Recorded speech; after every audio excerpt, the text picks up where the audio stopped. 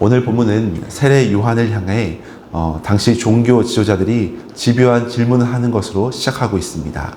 예루살렘에서 파송된 제사장들과 레위인들, 이 종교 지도자들이 세례 요한에게 묻습니다. 내가 누구냐? 우리에게 말하라. 이 질문은 세상이 끊임없이 우리에게도 동일하게 던지는 질문이기도 합니다. 너는 누구냐? 너의 정체는 무엇이냐? 너는 어떤 자격으로 이러한 일을 하느냐? 이렇게 묻는 것과 같습니다. 세상은 우리가 스스로 증명하고 또 그럴듯한 타이틀로 자신을 포장하기를 요구합니다. 하지만 세례 요한은 이 질문 앞에 솔직한 대답을 합니다. 그는 자신이 누구인지 말하기 전에 먼저 자신이 그런 위대한 사람은 아님을 명확히 선포했습니다. 종교 지도자들은 내가 그리스도냐? 우리에게 말하라. 내가 엘리야냐? 우리에게 말하라. 그러면 네가 유명한 선지자냐? 우리에게 말하라. 어떤 능력으로, 어떤 권위로 네가 이러한 일을 하느냐라고 그에게 요구합니다.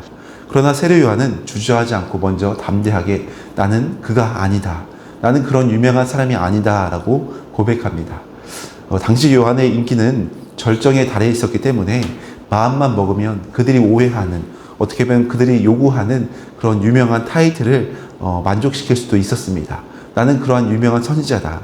나는 너희들이 말하는 정말 그러한 그리스도와 같은 사람이다 라고 말해도 그 누가 의심하지 않을 정도로 그는 당시 유명한, 어떻게 보면 부흥 강사처럼 모두가 선망하는 그런 대상이었습니다. 그러나 그는 단호하게 그런 명예와 권위를 다 내려놓습니다. 그리고 자신을 향해서 이사야 40장 3절 말씀을 인용해서 이렇게 선포합니다. 23절에 보니까 이르되 나는 선지자 이사야의 말과 같이 주의 길을 곧게 하라고 광야에서 외치는 자의 소리로다 하니라. 광야에서 외치는 소리다라고 자신의 정체성을 말합니다. 이 말씀을 근거로 많은 신학자들은 요한은 소리고 예수님은 말씀이다라는 해석을 많이 합니다.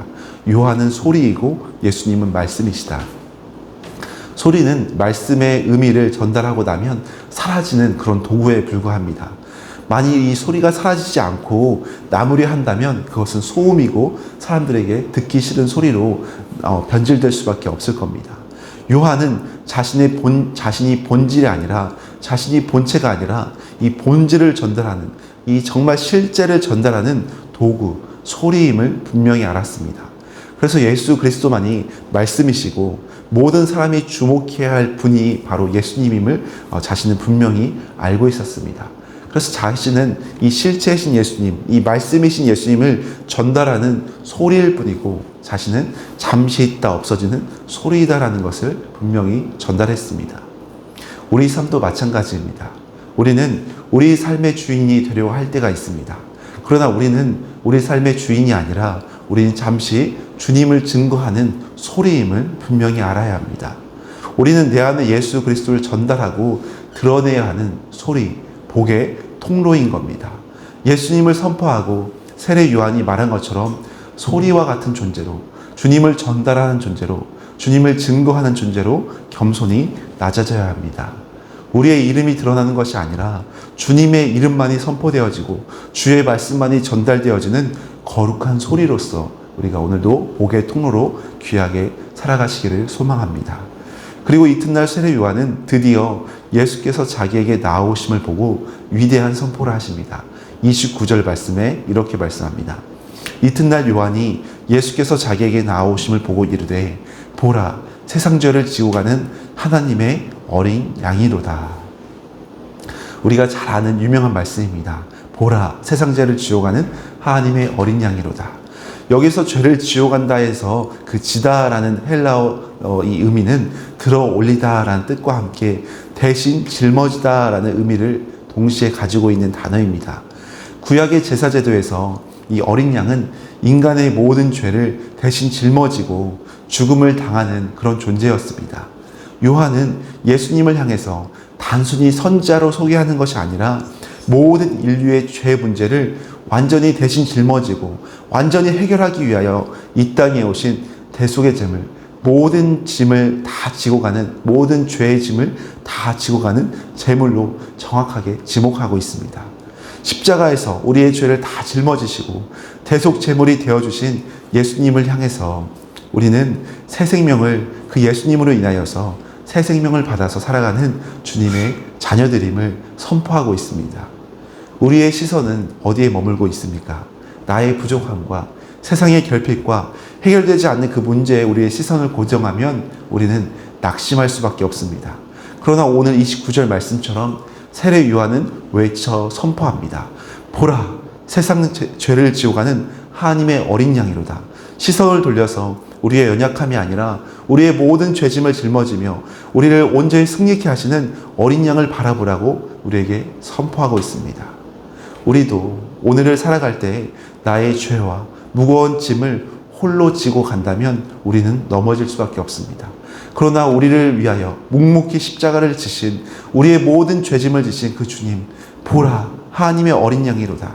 그 주님을 바라볼 때 우리에게 참된 자유와 은혜를 풍성히 주실 줄로 믿습니다.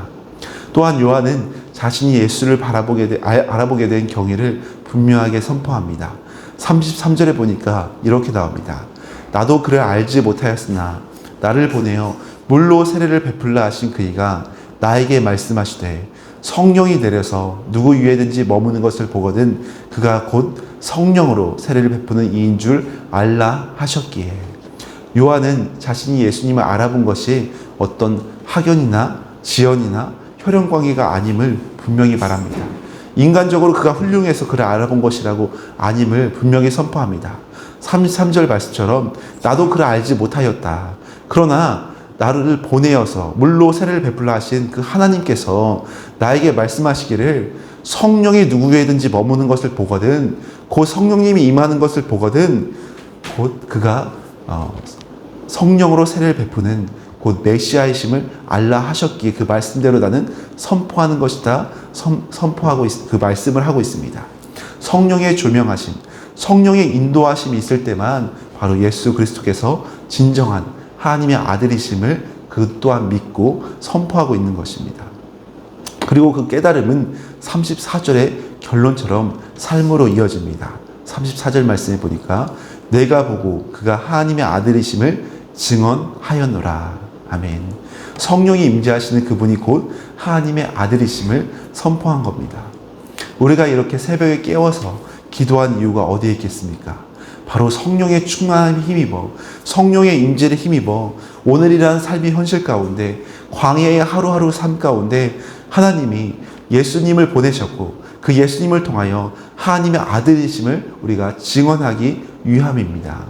우리의 삶을 통해 성령의 인도하심을 따라 예수 그리스도를 증거하는 삶, 주님의 살아가심을 증언하는 삶이 바로 오늘 우리가 감당해야 할 삶이기 때문입니다. 그래서 이 아침에 성령님의 은혜를 우리가 구하셨으면 좋겠습니다.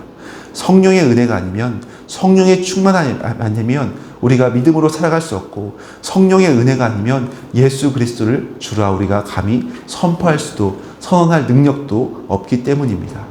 우리가 오늘도 담대하게 살아갈 수 있는 이유 바로 성령의 충만한 힘입어 예수 그리스도를 붙잡고 그 은혜 가운데 우리가 살아갈 수 있는 줄로 믿습니다. 말씀을 마무리하겠습니다.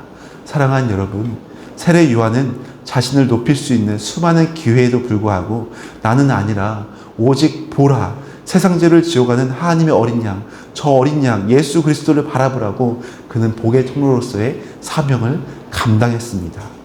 오늘도 우리가 살아갈 때 내가 누구냐 묻는 세상의 많은 질문 앞에 우리의 어떤 스펙이나 세상적인 인간적인 어떤 모습이 아니라 바로 우리는 주님을 가리키는 주님을 증거하는 소리일 뿐임을 우리는 은혜가 아니면 성령의 은혜가 아니면 살아갈 수 없는 주의 자녀임을 증거하며 주님만 드러낼 수 있는 복의 통로로 살아갈 수 있기를 소망합니다. 그래서 오늘도 내 모든 죄의 짐을 짊어지신 어린 양 예수 그리스도를 바라보므로 성령의 충만함으로 우리의 모든 죄짐은 가벼워지고 주님의 은혜로만 충만하여서 주님의 묵직한 은혜로만 무장하여서 담대하게 나가는 우리 모든 성도님들 되시기를 예수님의 이름으로 간절히 축원합니다.